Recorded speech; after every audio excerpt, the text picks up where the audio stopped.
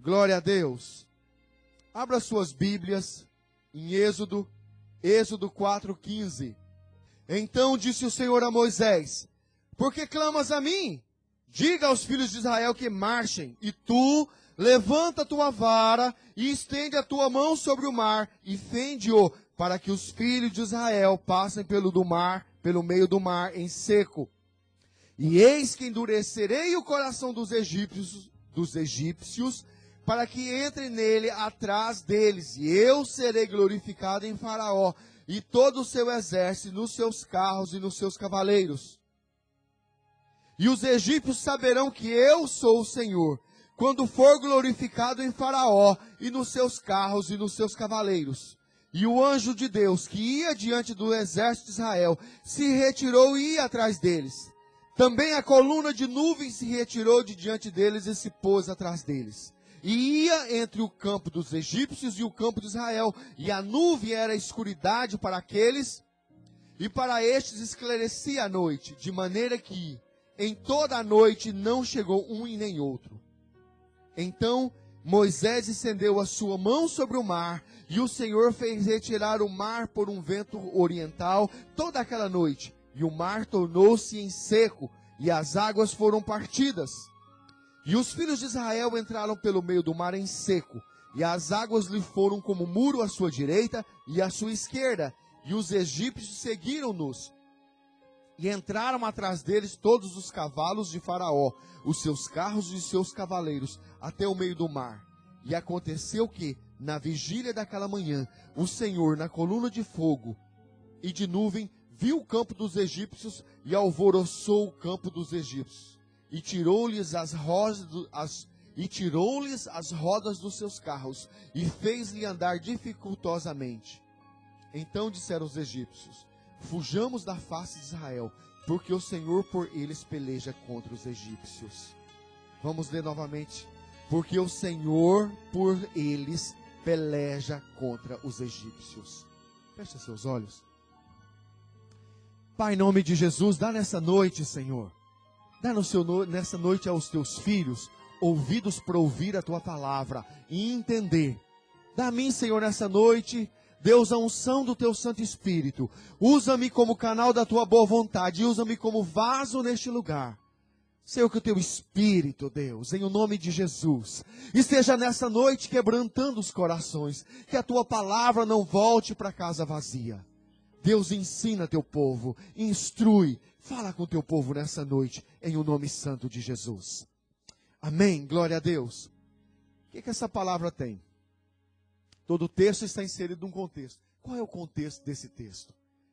Esse texto está lá no Velho Testamento e fala de uma verdade fundamental na vida de todas as pessoas, que é o batismo.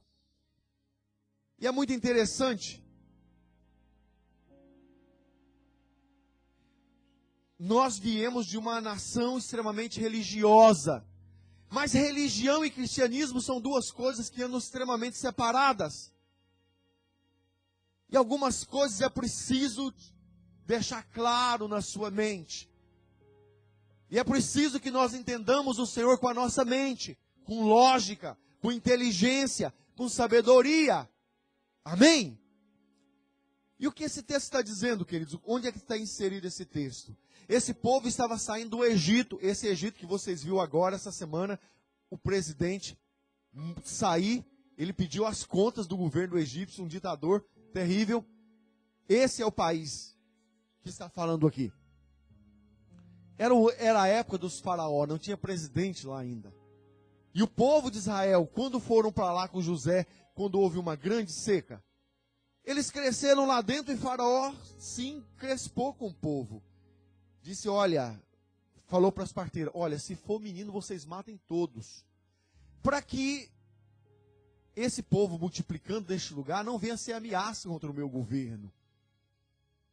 E aconteceu que o povo crescia e as parteiras não deram conta de matar os meninos. O povo cresceu dentro do Egito, se multiplicou a tal maneira que Faraó começou a escravizá-los. E o povo de Deus começou a clamar dentro do Egito para que Deus mandasse um libertador. Então Deus mandou Moisés. Na verdade, aquele povo não conhecia o Senhor. Na verdade, aquele povo não tinha uma experiência pessoal com o Senhor. Uma coisa é você ouvir falar de Deus. A outra coisa é você ter uma experiência pessoal com Ele, que vai mudar toda a sua vida. E de antemão, você precisa ter uma experiência pessoal com o Senhor. Mas nenhuma experiência vai acontecer na sua vida se você não se dispuser a buscá-lo, a clamar. O que fez Deus ouvir aquele povo foi o clamor. Nós servimos a um Deus de milagre, não é um Deus de mágica. E milagre é fruto de coração, de mente e de joelhos que se dobra e que reconhece que o Senhor é Deus. Em verdade, em espírito, com garra, com força.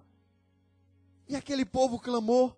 Deus mandou Moisés. As pragas, todo mundo acontece. E aqui é a passagem do Mar Vermelho.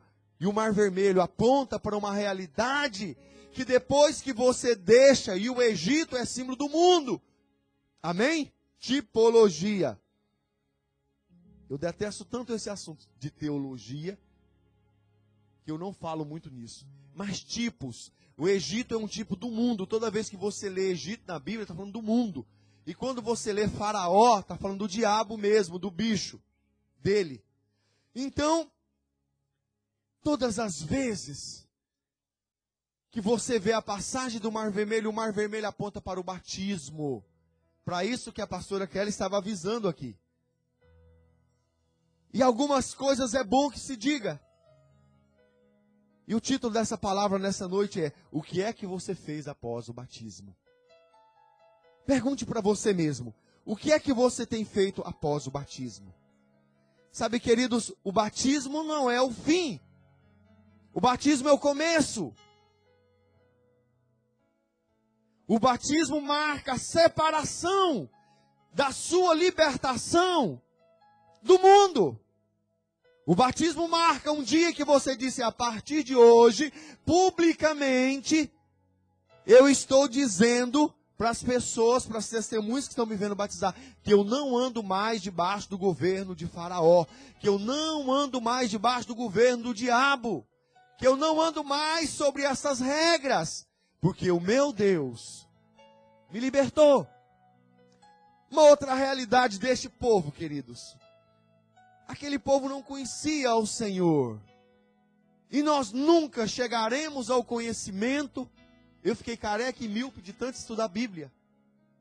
Mas eu não conheço o Senhor todo ainda. Ainda existem coisas, ainda existem detalhes do Senhor, que a cada dia que eu leio a palavra, meu coração e o meu olho muitas vezes chega cheio de lágrima. Por quê? Porque Deus vai a cada dia, Deus é infinito. A cada dia Deus vai se revelando às nossas vidas. É preciso abrir o coração, é preciso abrir a mente para receber de Deus, abrir o espírito, e estar aberto e buscar o Senhor. Aquele povo não conhecia o Senhor. Não conhecia a totalidade do Senhor. Sabe, muitos de nós estamos... Isso é do diabo, queridos. Você nunca vai conhecer o Senhor na sua totalidade. Então não há por que esperar por batizar. A única coisa que havia no coração daquele povo, preste bem atenção, e isso é o que deve haver no nosso coração: um desejo profundo de nunca mais estar debaixo do governo do Faraó. O nosso desejo profundo de nunca mais nos cedermos à bebedice, à imoralidade, à prostituição, ao roubo. Nunca mais entrar debaixo disso daí. Porque você é livre. Amém? Você escolheu, aquele povo escolheu. Aquele povo sabia que aquela vida não era para eles. Que Deus tinha algo melhor. Você sabe que Deus tem algo melhor. Então é preciso buscar. Mas isso era lá no Velho Testamento. Eu gosto sempre de pregar de capa a capa, para que você pegue um assunto e saia com ele profissional daqui, doutor naquele assunto. Eu gostaria de andar um pouco mais.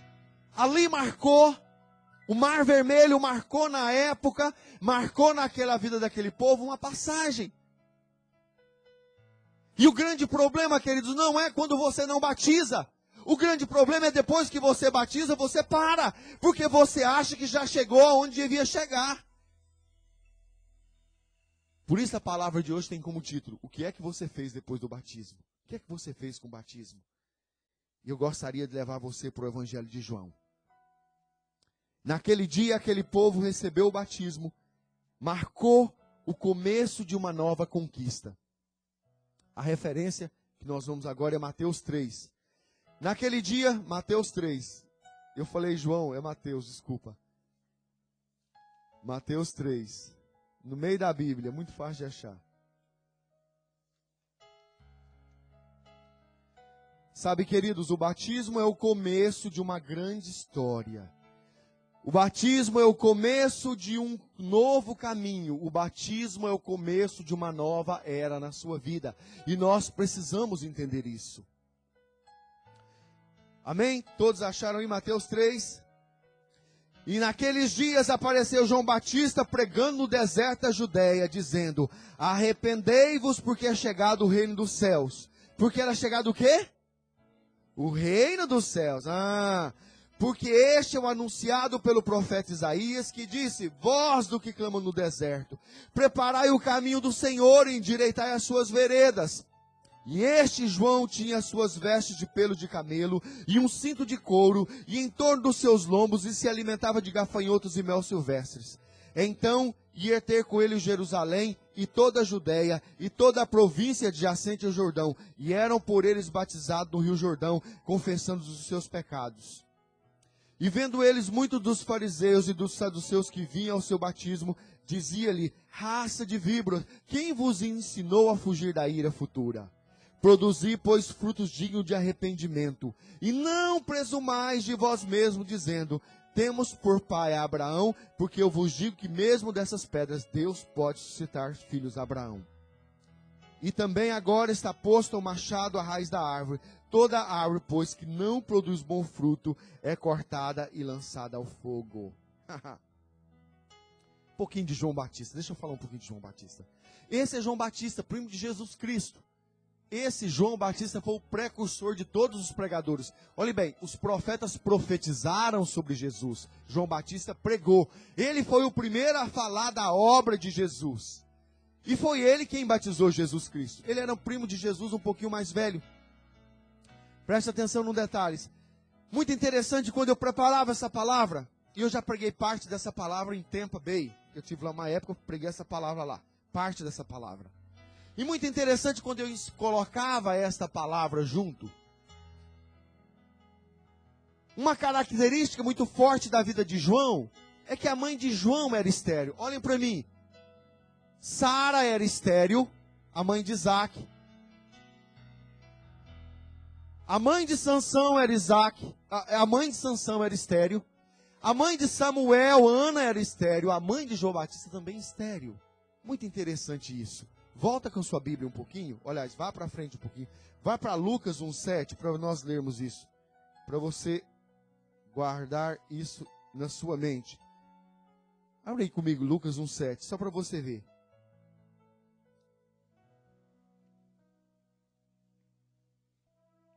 Amém? Acharam? E não tinham filhos, porque Isabel era estéril e ambos eram avançados em idade. Se você olhar antes do versículo número 5, vai estar o anúncio do nascimento de João. Amém? E não tinham filhos porque era estéril. Olha para mim, deixa eu dizer uma coisa para você. Muitas vezes nós estamos preocupados, e você talvez nesse momento está preocupado com coisas na sua vida que não depende de você. Você sabe o que acontece, queridos? Muitas vezes nós queremos viver na força do nosso braço. E tem coisa que não é na força do nosso braço. Tem coisa que é pelo Espírito Santo de Deus. Por isso nós nos juntamos como igreja, como povo de Deus, para aprender de Deus. Eu não sei nesse momento, eu não sei na sua vida, o que é que te amarra, o que é que te prende. Mas deixa eu dizer para você, há coisas na sua vida que só Deus pode fazer. E deixa eu dizer mais uma coisa. Se existem coisas que só Deus pode fazer, eu quero te dizer que Deus quer fazer. Porque tudo que Deus faz é por milagre. Não é por merecimento, não é porque você é bonzinho, bonitinho, engraçadinho, não, é porque Deus tem um propósito.